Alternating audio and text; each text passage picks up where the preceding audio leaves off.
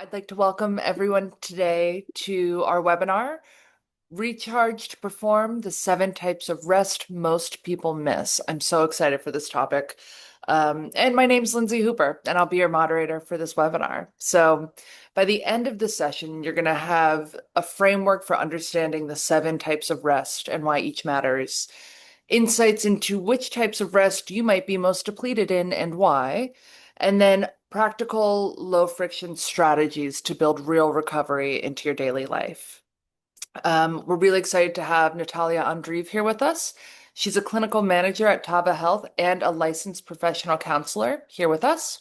A little bit about your speaker. Natalia Andreev, MS LPC NCC, is a senior clinical operations manager and licensed professional counselor with a strong background in both direct clinical care and behavioral health operations. She's passionate about helping individuals navigate life's challenges and incorporate sustainable mental health practices into their daily lives. Natalia holds a Master's of Science in Counseling from Rutgers University and utilizes evidence-based approaches, including cognitive behavioral therapy, solutions-focused therapy, motivational interviewing, and mindfulness techniques in her work.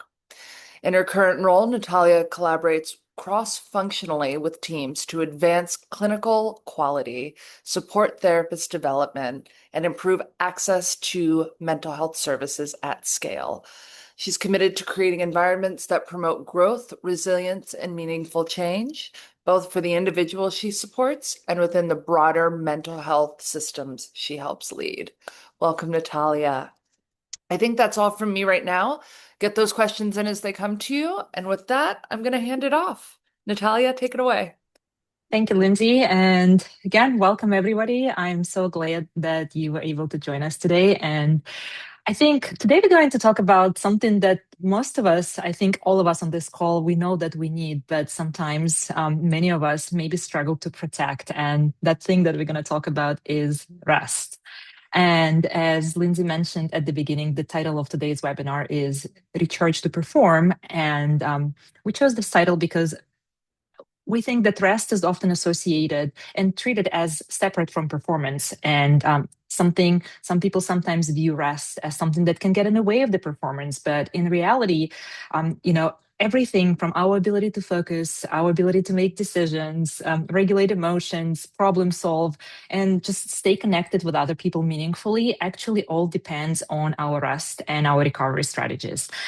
I personally know so many high-performing people who continue meeting deadlines, they care for other people, they attend meetings, and they show up long after their internal resources have been fully depleted. And from the outside, they may still appear functioning and productive to other people, but internally, people say that everything begins to require a lot more effort. So I think the topic of rest and recovery is both, for me at least, personal and practical, because again, rest is not just like simply a wellness idea that people throw around. Rest can be also a skill for some people because they need to work on it intentionally. It could be maybe even a boundary for some people, something that they need to put in place and protect. And for many of us, including myself, rest is something that required a very intentional mindset shift. So again, my goal for you, at least for today, is not to encourage you to do less of everything, but maybe just recognize the specific types of rest and specific kinds of restoration that your mind and your body might be asking for in that particular moment. And now we're going to just take a quick look at the agenda that we're going to follow today. So we're going to start by talking about why sometimes we can still feel very tired even when we get enough sleep. And then we're going to talk about some neuropsychology behind some basic brain processes that help us explain as to why rest actually is very important, why it supports memory, judgment, creativity, emotional regulation, any of the processes that are handled by our prefrontal cortex. And then from there, we're going to touch on 7 types of rest. And then actually, hopefully to get an opportunity to do like a brief check-in. It's going to be a quick self-assessment audit on the deficits that you might have in different types of rest. We're going to talk about common myths associated with rest and hopefully choose one small, practical, sustainable practice that you can carry with you through the week and hopefully, into another season. And then we're going to talk a little bit about why summer can be a perfect time to actually start building the sustainable rest practice, rather than just relying on maybe 1 or 2 vacations a year to repair perhaps weeks or months worth of depletion. So, as Lindsay also mentioned, we are going to be using the polling feature, and it's called Polled EV. And the easiest way to join would be by texting my name, which is Natalia Andreev, to the number 22333.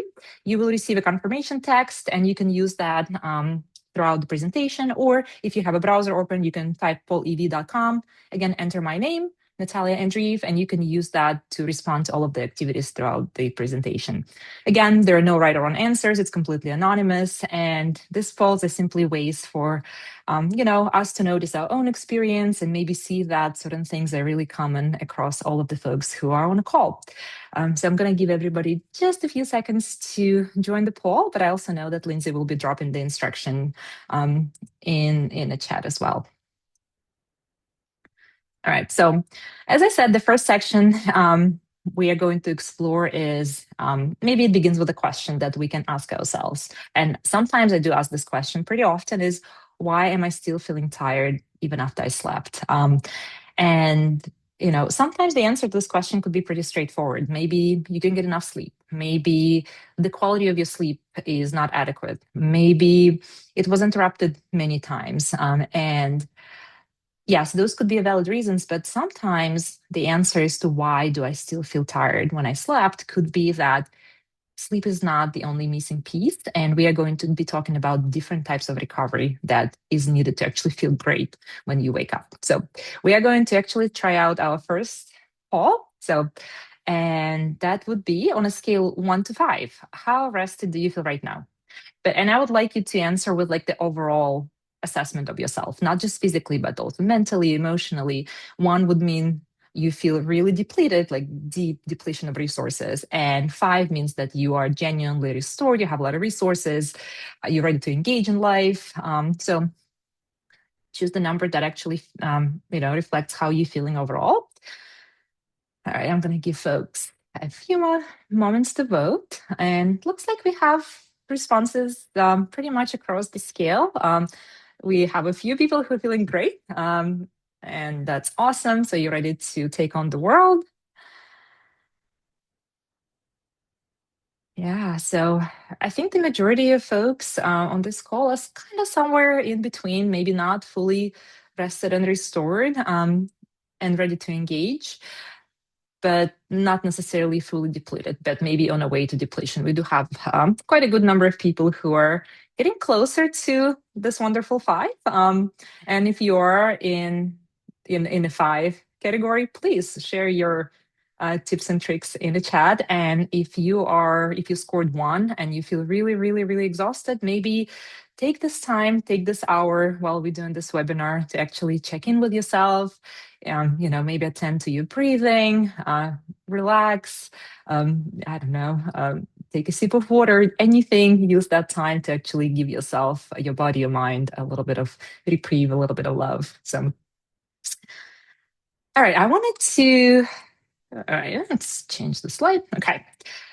I want to talk about sleep. And here we're showing some statistics because, yes, sleep is not the only piece of the puzzle. It's one of the series of pieces in that puzzle of feeling great. But sleep deprivation is pretty big factor, and it's also pretty common. And I think it always deserves to be taken seriously. So many adults do not get enough sleep. Many of them report feeling really sleepy during the day. And sometimes, if you look at your own routine, maybe you technically spend enough time in bed, but you still wake up and not feeling completely restored. Because again, depends on your sleep hygiene and the bedtime routines that you have. And these statistics are actually important because, again, all types of rest combined, sleep would be the foundation, right? So if your sleep is chronically inadequate, then any other form of rest that we're going to talk about today just becomes really hard to attain and access. So when we are sleep deprived, so we can be more reactive, maybe less patient, maybe less focused, more likely to run on caffeine or sugar or screen scrolling or other quick sources of stimulation just to get through the day, right? So you can, again, fill in the blank, whatever it is for you when you feel sleep deprived. But also, like I said, at the same time, sleep alone cannot sometimes does not explain that exhaustion that you might feel. So somebody might, have great 8 hours of sleep. It would be, long, uninterrupted, quality sleep, but they wake up and they still feel, I don't know, mentally crowded or emotionally drained, maybe socially overextended or overstimulated. And that notion was going to bring us to the central idea that I wanted to communicate in this webinar. And that idea is that, again, some people may be getting enough sleep and still feel chronically exhausted because sleep addresses only one kind of depletion, and this is physical depletion. Again, think about maybe like your phone, right? So if you have a lot of apps constantly running in the background, you don't close them, they're running, your battery is going to drain. So what do? You plug it in overnight, the battery recharges, but then you open it up and the tabs are still running in the morning. So your battery is going to just drain as quickly the next day. So, and I think the same happens to humans. And, we sleep for 8 hours, we wake up, and if we are still carrying the same racing thoughts that we had when we went to bed, if we still have that emotional stress from, maybe previous day's conversation, maybe if we are bombarded with constant notifications from your devices, maybe there's just this extensive caregiving demands that you're facing right after you woke up, or maybe just pressure to keep performing at a particular level, maybe when it comes to your job, for example. Again, that battery is going to get drained really quickly as well. Again, um, sleep can restore your body, but it may not automatically help with overloaded mind or reducing sensory stimulation if somebody, again, is experiencing depletion in that particular area, or it cannot repair emotional exhaustion, even though it can help. So this is where the question becomes not only did I get enough sleep, which is an important question to ask, but also what kind of energy am I using most, and what kind of rest would actually help reset it, right? And we are going to talk about different types of rest. And as the title of our webinar goes, rest is not the opposite of performance. It's actually one of the mechanisms that can help you build that sustainable performance routine for yourself. Again, if you do not have adequate recovery routines, you may still produce for a while. Again, I have worked with many people who are really high achievers and they go, go, go, produce, produce, produce. But over time, you will become less efficient. And this can manifest in things like, for example, for myself, it would be I will keep rereading the same paragraph because I'm just not comprehending it. Or somebody might make a mistake that is so avoidable if they were adequately rested. Maybe you become a little bit impatient or snippy with people that you actually deeply care about. And maybe for some people, it could be something like really spending a lot of time and energy forcing yourself through tasks, through your workday. And normally, if you were to rest properly, those tasks would feel really manageable. And one of the things that I wanted to also highlight here that if you're treating rest as a reward that you allow yourself to get after you become exhausted enough, that is going to be counterproductive. So, this is where I invite to maybe examine your beliefs and engage in maybe some mind shifting activities where we need to reframe rest as a reward to rest as maintenance. And it's so hard to do. And I can personally relate, but this is something that I have been actively working on myself. And the reason why rest and recovery is so important, especially for performance, if we are talking about that particular area, is because there is a lot of neuroscience behind it. So our brains gives us a lot of reasons as to why that is true. So we are going to shift to talking a little bit about the neuroscience behind rest, and we're going to talk about 4 ideas, and they are all brain based. We're going to talk about the default mode network. We're going to talk about memory consolidation, we're going to talk about decision fatigue, and we're going to talk about the incubation effect. Again, you don't need to remember any of those terms. I think the practical message out of this section is that the brain is continuing to work during periods that may look unproductive from outside, right? To other people, even to yourself. So we're going to start with the default mode network, and it's when what is your brain doing when it appears to be doing nothing? So if we are to stop concentrating on a specific task, or goal-directed activity, it doesn't mean that our brain all of a sudden just switches off. So instead, what happens with the brain is it starts to look and turn inward. So, and then we have this group of brain regions known as the default mode network that becomes active during those periods. So this particular network of brain cells is involved in processes such as reflection, right? So when you pause and step back and reflect maybe on an experience that you just had. So that's the network that is at work. If you are, well, it also involved in organizing your memories, processing your emotions, even imagining future possibilities and what's possible for you, and also making connections between different ideas that you maybe had throughout the day.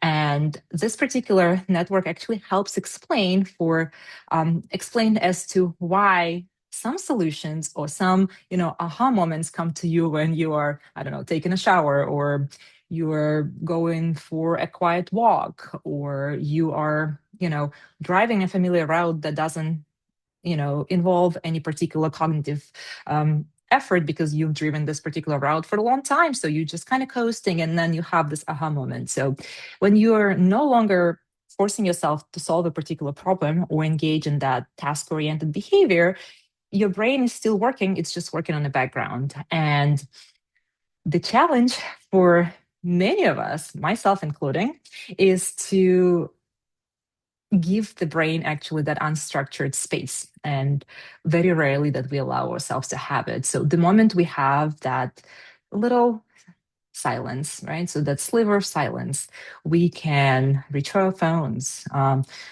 just scroll through, I know, Instagram or TikTok. We go and check our email. We maybe turn on the podcast because we just want to learn more, or maybe we just find another task because we don't like feeling unproductive.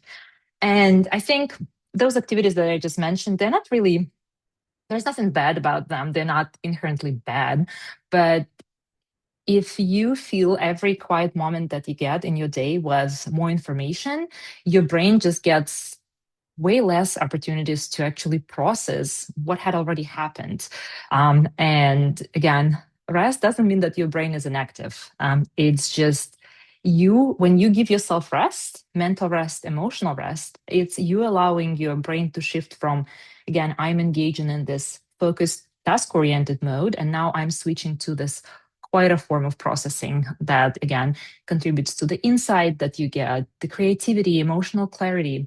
One example that I love to share is names. I am so bad with remembering names. I have used a lot of techniques to try to remember people's names, but I frequently forget. And I often find myself in a situation when I'm trying to come up with somebody's names and I just think, I push myself, and then I just give up. And then a couple minutes later, when I already moved on to another task, the name suddenly comes to me and just pops in my head. And it's because, again, I stopped forcing my brain to give me the answer, and it just came up with the answer naturally. So again, I think the takeaway from this slide and from knowing about the default mode network would be that, those small periods of silence, allowing your mind to wander, allowing yourself truly screen-free time are not wasted time. For those who are, again, people who really value productivity, it's very hard for them to accept that. But if you allow yourself to engage in those even brief moments throughout the day, that's when you are giving your brain the space to sort through the information, connect the dots between different things, and integrate different ideas. So that's your default mode network. Yeah. The next one is we're going back to sleep. And this time we're going to talk about, again, the neuroscience, but the neuroscience between sleep and memory. We all know that during the time that we sleep, our brain organizes and integrates everything that you've learned from the day. And that process is called memory consolidation. And you probably know that if you are studying for an exam and you studying late into the night, it actually becomes counterproductive because again, you might get exposed to more information because you extended that studying time into the late night. But if you didn't get enough sleep, your brain didn't actually get, the chance to store and maybe retrieve that information to the next day.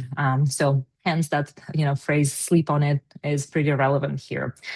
And again, if you are really struggling with something, and things are just the solution is not coming to you, you've tried different ways of organizing your thoughts, go to bed. Try to get a really good night rest because when you wake up, those facts, again, the problem and is still going to be the same, right? So nothing is going to change while you sleep, but you had given your brain the opportunity to actually integrate everything that you had thought about related to that particular idea, and the solution might just come naturally the next day. It might come easier.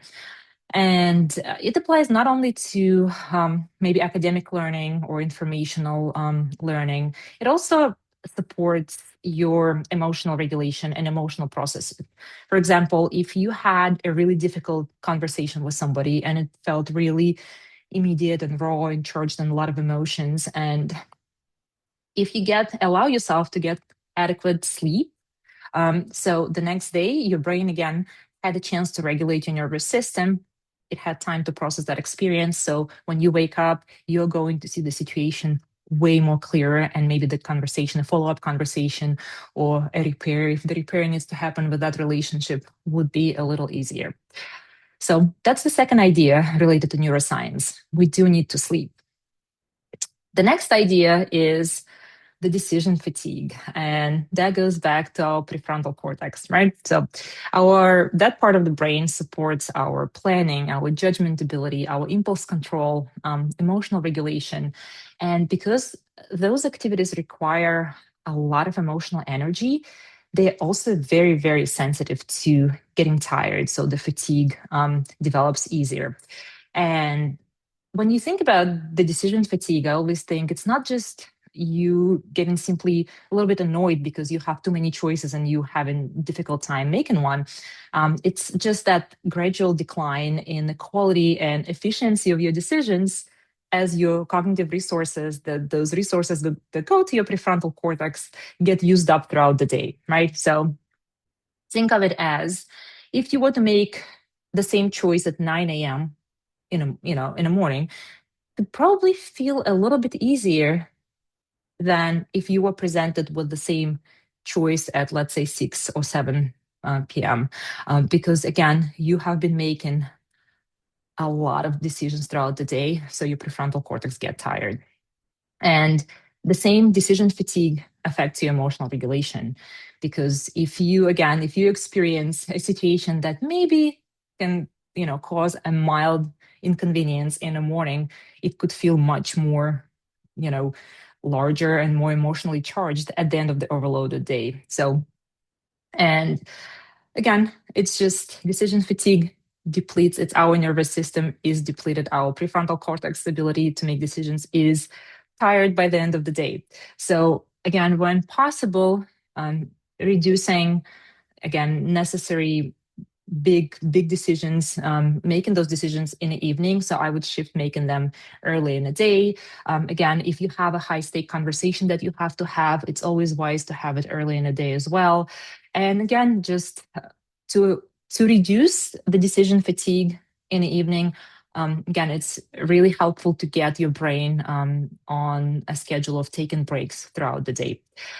For myself, and a lot of people can probably relate, at the end of the day, my decision fatigue shows up when time to start making dinner, thinking about dinner. I will go downstairs, I will open the refrigerator, and I will just stand there and I will just look and completely unable to decide what I'm going to make for dinner. And I understand that, making a choice, what I'm going to cook for dinner is not an unusually complex decision.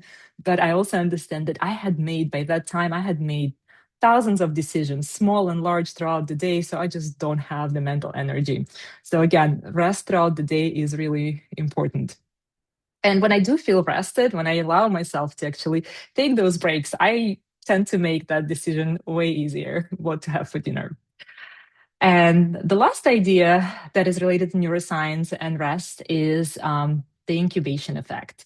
So there was a lot of research done on creative problem solving, and it shows that stepping away from something actually can improve the quality of the solutions, especially when you are faced with the problem that is complex and doesn't have that simple, straightforward linear answer. So again, this doesn't mean that you're going to avoid the difficult task or solve a different problem. No, you will still do that. It's just that fine line where you are able to recognize when you are exerting the productive effort or you just engage in repetitive grinding and just stuck in a loop.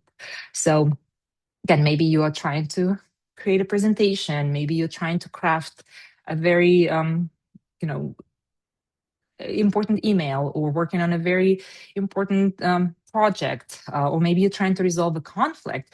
If you can just keep pushing, sometimes the answer becomes less clear.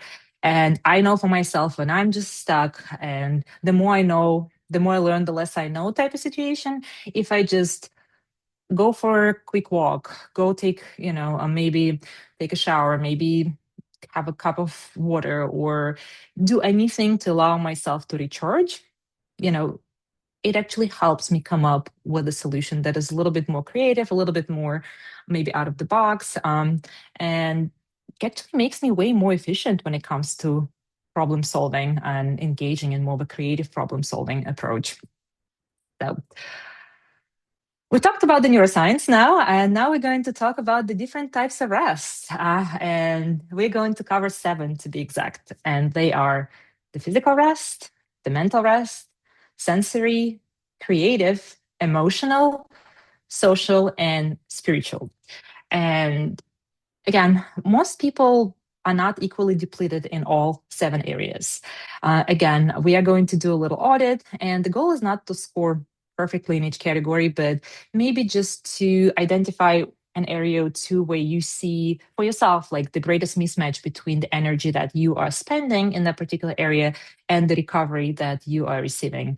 And we are going to begin. The next slide is going to show the 3 types of rest that kind of show up the most clearly, right? The most forward in our daily lives. So physical rest. So we're going to cover physical, mental, and sensory rest. All right. So when it comes to physical rest, we talk about both passive and active rest. So again, passive rest would be your sleep, your stillness, and allowing your body to just not engage in any physical activity. And when it comes to active rest, that's actually the opposite. It's the gentle movement that helps your body recover. It's not a brutal CrossFit exercise. It's gentle yoga, stretching, massage, maybe breathing exercises, body scan, anything that, again, promotes very gentle movement. And if you are physically exhausted, it probably looks different for different people, but it could include, just feeling tired, maybe developing a headache, maybe people carry a lot of tension in their muscles, in their neck and their shoulders. And again, depending on who you are, people sometimes address physical depletion by saying, okay, maybe I just need to hit the gym just to get that surge of energy. Maybe they increase their caffeine. I am so tired throughout the day, I'm going to have my 3rd cup of coffee. Or they just continue to push, right? So they have that resilience, and they're like, nope, I know I'm tired, but I'm just going to keep pushing. But sometimes our body is actually asking for something else. And when it comes to physical rest, it is truly just reduced physical load and recovery, whether it's active recovery or passive recovery, but that's the physical rest.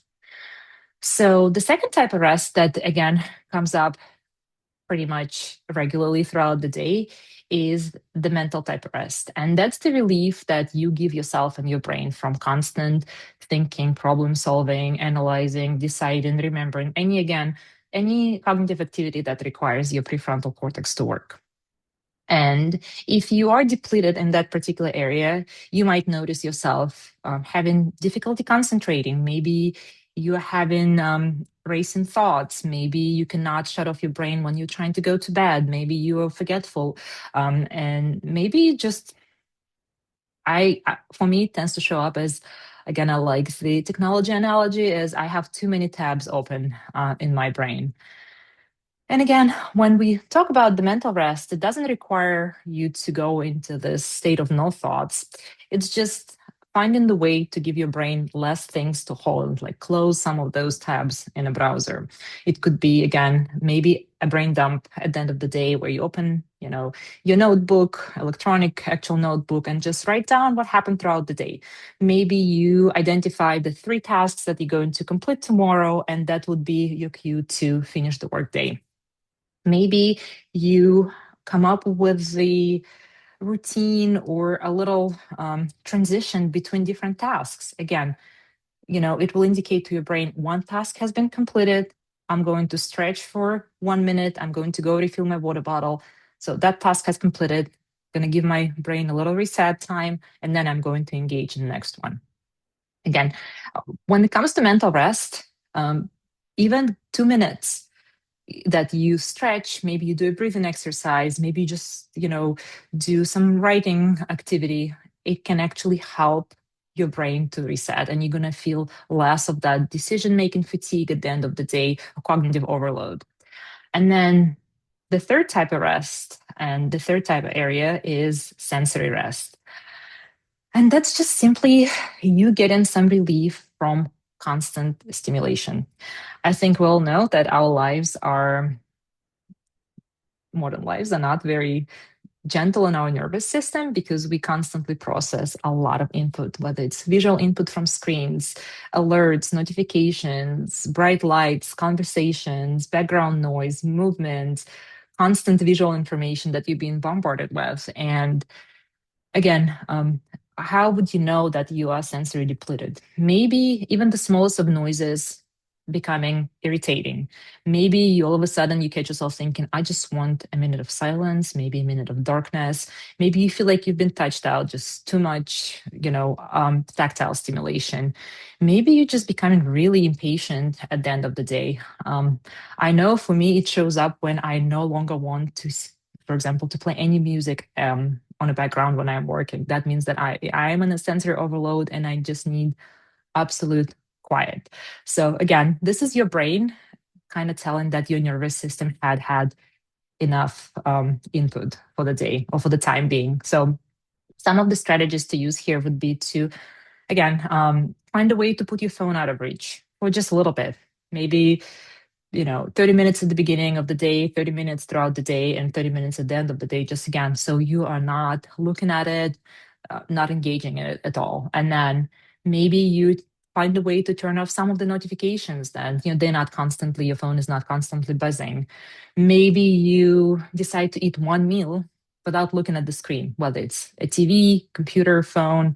Maybe, again, you just close your eyes for a second and just block out the visual input. Maybe you go outside for a walk, but do so without putting your headphones or listening to music or a podcast or whatever it is that you usually listen to. Again, just allowing yourself to really be present in nature. And again, sometimes I have heard people say, well, when I feel sensory depleted, I just go on a couch and I just watched a few episodes of my favorite show, which is great. It feels like it's a passive activity. It will allow you to restore, but it still adds light, it adds sound, and emotional stimulation. So I would not encourage watching, mindless TV episode, a TV show as a restoration practice for your sensory rest. And then another type of rest that we do need to pay attention to is our creative rest. And when we talk about this, we talk about our replenishing our capacity for ideas, for our imagination to run, for curiosity, for appreciation of just life in general. And, if you are engaged in maybe in a job that is requiring you to constantly problem solve. Maybe you develop plans, so you're working really hard cognitively. Maybe you write a lot. Maybe you design. Maybe you're somebody who needs a lot of creativity. Again, paying a lot of attention to this area definitely helps, because how you would know that you are tapped out creatively and you need rest, it would probably feel like you feeling flat, right? So the new ideas are not coming. Maybe they becoming repetitive. Maybe you start feeling that your work is mechanical. Maybe some projects that you were so passionate about and they were so meaningful now are feeling like kind of empty. And the remedy for, again, this type of situations when you need creative rest would be, again, giving your brain a chance to find beauty in things. Again, maybe nature, maybe seek some novelty, take a different route to work, or if you go for a walk after a long work day, maybe go visit a different place. Maybe you need to introduce some type of play, something light. And again, it's going to probably look different for different people when it comes to creative rest, but finding, again, your own way of restoring. I love gardening. I have a little vegetable patch, so I love going out and tending to my vegetables and my flowers. So that definitely replenishes me. Again, when it comes to creative rest, I think what's worth remembering is the point is not to produce anything. The point is just to receive something beautiful. And then we talk about the mental emotional rest. And that means that you will need to find the space where you can manage your feelings. You don't have to manage your feelings for the sake of somebody else's comfort, where you can truly be honest, where you can truly be yourself without having to, again, explain your decisions right away, minimize something, or conform to some sort of rules. And again, if you are somebody who is a caregiver, maybe you're a helper, maybe you're a customer facing professional where you constantly have to, or maybe just, again, maybe you're just somebody who knows about themselves, but they tend to be people pleasers. And those people tend to get a lot of emotional and mental depletion. Again, you can spend your whole day in people facing roles, staying calm, staying really encouraging, agreeable, reassuring, professional, and then at the end of the day just get completely overwhelmed by the smallest of things. So emotional rest can come through, and mental rest can come through, again, different forms. It could be journaling, maybe it's finding the way to be alone, maybe finding a relationship in which you can truly be yourself without needing to take care of the other person's needs. And therapy is actually a great tool to get emotional and mental rest. And then social rest. Again, that's an interesting one.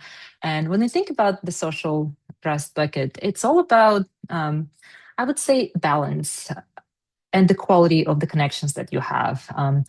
Again, not all social connections that you engage in could be restorative, and not every opportunity at solitude can be, interpreted as isolation. So again, there is probably people in your life that you can think of that actually truly allow you to relax into yourself when you're around these people.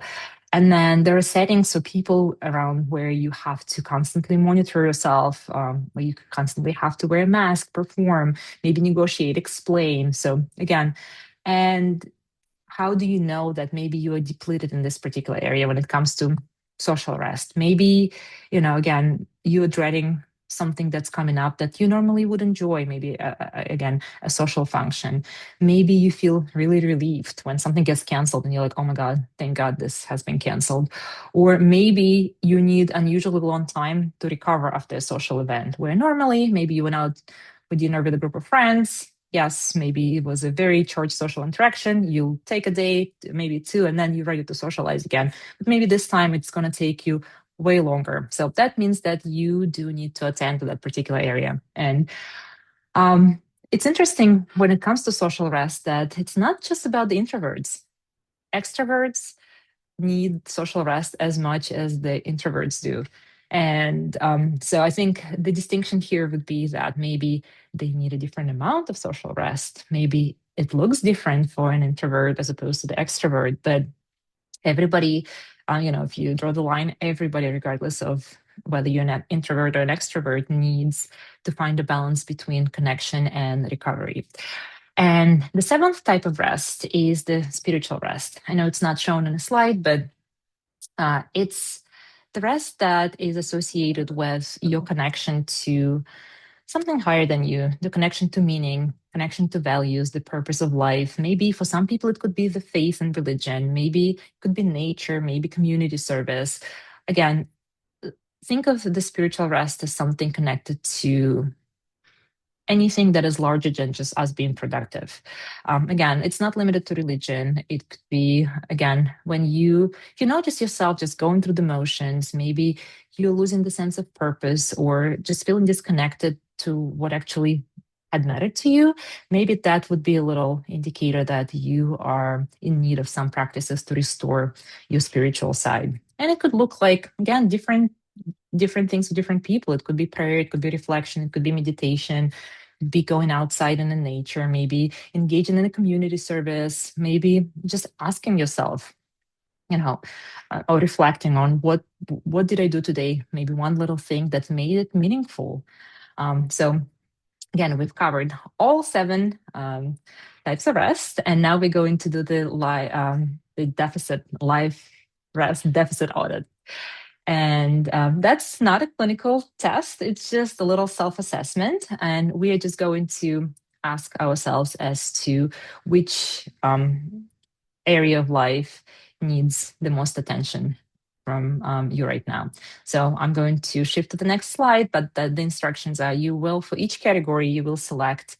You will rate yourself from 1 to 5. So 1 again will mean that you are very depleted, and maybe 3 is going to be kind of inconsistent. Maybe sometimes you're great, sometimes you don't have a reliable routine in that area. And 5 means that you're really well rested in that particular area and you engage in some sort of practice consistently. Again, maybe let's take the time frame as the last couple of weeks, right? 2-3 weeks, if you think. So now I want you to take a moment and rate yourself across the 7 types of rest. Again, you will assign a score 1 to 5.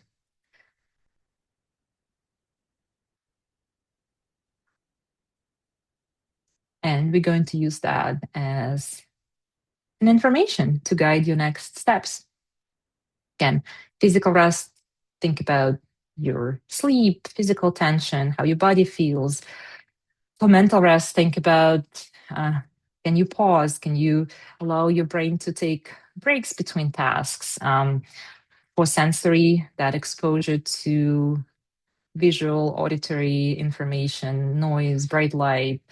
Creative rest, think how you experience things such as novelty, beauty, curiosity, inspiration, and are okay without, having to produce something at the end.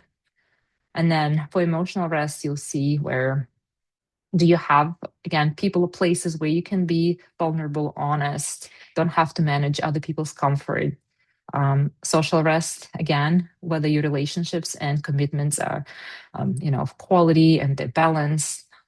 And then for spiritual rest is that connection to, meaning, values, purposes of life, maybe your faith, your religion, your community.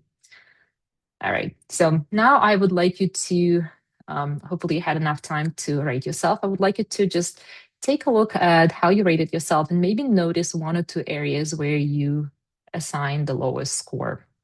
And that is, again, the information. They are going to tell you and point you in a direction where you need to set up that intentional recovery and where it's going to make the greatest impact. If you have a 5 here, that means that you're doing great. You just need to maintain that. And if you have anything below 3, that's the area that's probably you need to pay a little bit more attention. So now, knowing, as I say, knowing where you have a little bit of maybe a deficit is helpful, and sometimes you're like, yep, this is where I need to put my attention, maybe even know how to address it. But a lot of us might struggle with actually doing it, right? So I would like to see what actually gets in the way. Do you know yourself enough? What gets in the way to achieve that state of rest for you? Is that just feeling too busy and having a lot on your plate? Do you have trouble turning your brain off? Maybe you feel guilty when you engage in rest and feel it's selfish. Maybe you don't know what you need to actually feel restored. Maybe you have the environment that is too stimulating and you don't know how to tweak it enough. Or maybe you just, I don't know, maybe you just really, really having a hard time making a consistent effort and stick with it. Yeah. So I think they have a lot of, again, kind of a spread across all of the categories, but I see many people selected difficulty turning off their brains. And again, that's why our brain actually, I guess, rest requires for us to input those transition practices into our workday, where we're not simply telling ourselves to relax, but we actually have a purposeful practice that we have and we follow. All right, awesome. Thank you so much. So now we're going to talk a little bit about the different myths that sometimes keep people in that loop or cycle of constant depletion. And one of the most common ones is that, that you can repair a long period of depletion or a week long of depletion over one weekend, right? Again, if you had a difficult week and you did not engage in any restful activities and you think, I'm just going to get caught up in my sleep during the weekend, again, it might provide just a brief relief for you, but it might not be something that your body actually needs. Again, you are going to be depleted Monday through Friday, get some sleep, get some physical rest, and then come Monday morning, it's all going to go back and you're going to feel that feeling of a jet lag. Again, here I think with sleep particularly, it's consistency. Again, maybe we're always going to have nights where we're going to stay up late. Maybe you're a parent and you need to take care of your child who is not feeling well. Maybe there is travel, maybe there is illness, maybe the schedule had changed. That's fine. But again, the adequate sleep overall should be the goal to set up the optimal duration of sleep for you and stick to that particular routine, regardless of whether it's a weekday or the weekend, is probably going to be the most helpful.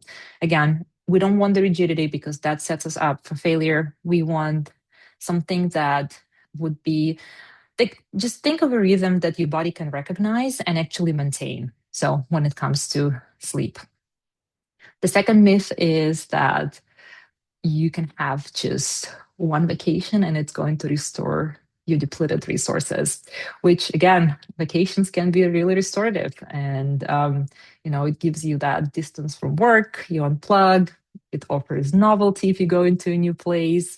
It can help strengthen your relationship if you go in with friends or family. Maybe it will provide you the opportunity for more sleep. But again, one vacation or even two vacations a year cannot compensate for the entire year of overwhelm and depletion. So you do need consistent routines. Again, I do know that a lot of people come back from vacation and they just throw themselves back into the go go go go routine, and then they just feel depleted 2 days later. So again, planning vacations is great, but the focus should be sustainable recovery on daily basis if possible.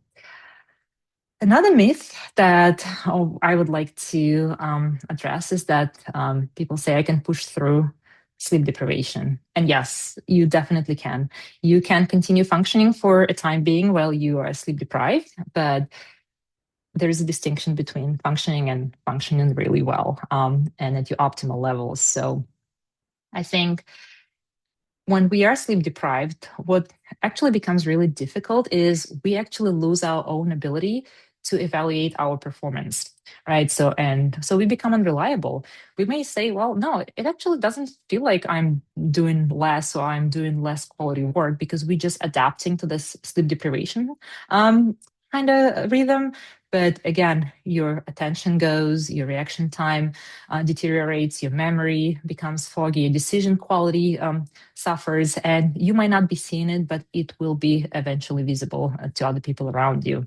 So again, it's okay, sometimes you're going to have an emergency, you're going to have a busy work period. It's going to be, again, jet lag, travel, maybe seasons of life. And it's okay to push through something occasionally, but that should not be the strategy that you employ if you would like to actually be at the optimal rest itself. And then another myth that we have is, I think we started our webinar with this, is rest is what you do when you run out of energy. Again, rest is not a reward when you feel exhausted.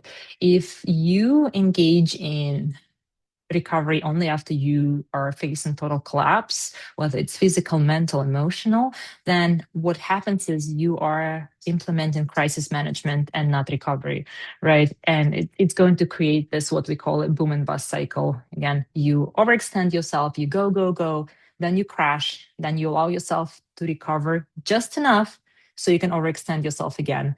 And then you get caught in that particular unproductive, unhelpful, and damaging cycle. So again, being able to recognize that and implement those 2 minutes rest between tasks could be very small.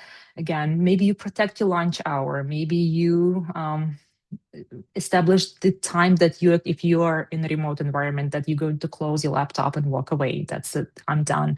Maybe you schedule a meeting, early in the day, that, instead of later in the night, because you are feeling that decision fatigue. Again, those small little things are going to compile, and you're going to see the effect eventually. And now, we're going to talk about, how to make the plan with strategies that are actually small, very specific, and the key word would be, I guess, sustainable. So we are going to use this REST prescription framework. Earlier, you have identified, you rated yourself in 7 different areas. So I would like you to actually maybe think about one area, one deficit that you are trying to address. Don't think of all 7, just one, the most salient one, the one that you are feeling most depleted. And then you're going to select one small practice, and it's going to be a small enough practice that you can do consistently during a busy week, right? So low friction. We don't want to select anything that requires any special equipment, or maybe you don't have to take specific time off. You don't have to be in that perfect motivation state. You don't need anybody's cooperation. Again, just maybe something small. And how you would arrive there, maybe ask yourself, again, what type of rest am I trying to accomplish? What exactly will I do? When will I do it? And what is the smallest version of it that will still count? Again, if you say, I just need more rest, that's not the plan. So maybe you will say something like, I don't know, at the end of each workday, I will spend 5 minutes writing tomorrow's top 3 tasks before I close my laptop. And that's going to be your cue that you will need to disengage from work and free up your mental energy to engage in something else outside of work. So this would be some examples that I would like to share with you for each particular area. So again, for the physical rest, come up with something that works for you. I love breathing exercises. I try to do one every night before I close my eyes.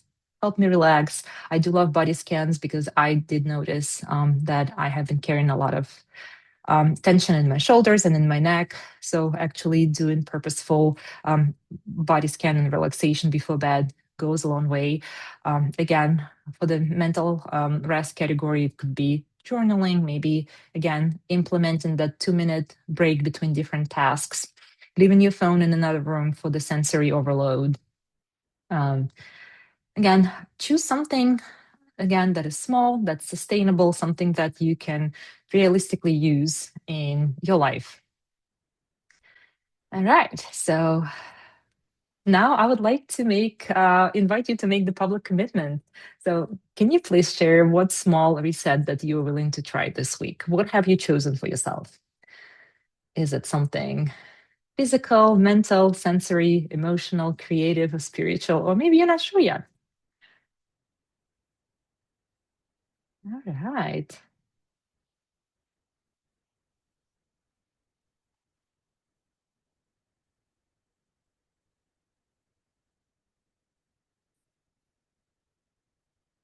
Perfect. Okay. So a lot of people need mental and sensory rest, looks like it. Okay. Um, well, that's your commitment. Come up with your perfect little thing that you're going to try consistently the next week and try to stick with it. And now we're going to talk a little bit about why maybe engaging in creating that plan for yourself makes it easier in the summer. So for July being a natural inflection point for many people because again, your schedule shifts. We have a lot of daylight. People, take vacations. There's more cultural permission, I guess, to engage in rest and relaxation. And again, this is the time to start building your habits that will last you through the fall and the winter and into the next year. Again, the goal is to create the routine that not only is relevant to July when it's nice outside, when there's a lot of sunshine, but it's something that is going to last you through the busy season. And also just to be mindful of the reentry problem. A lot of people go on vacations and just give yourself a little bit of time after you come back and not jump into that again, go, go, go mode because again it can just throw you off balance again. You might be really restored after taking a vacation, but allow yourself to build in the transition period. Again, maybe a quick re-entry plan where on your first 2 days back you don't plan anything particular, uh, any important tasks, but something low pressure. Again, summer is beautiful. Again, that anticipation of a beautiful warm season could be just beneficial in itself. Again, use the time to be outdoors more and protect one evening a week to genuinely just engage in something that you value, you like. Invest in your relationships. Again, use that time to nurture your brain and your body.